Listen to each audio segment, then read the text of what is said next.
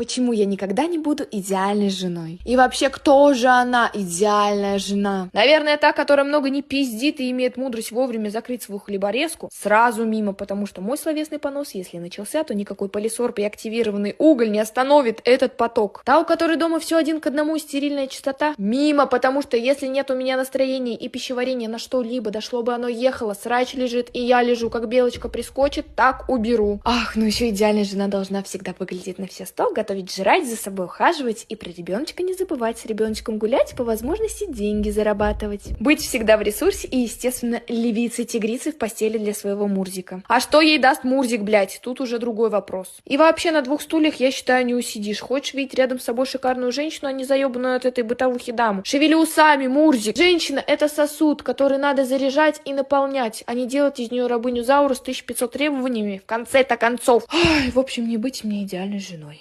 Ох, не быть.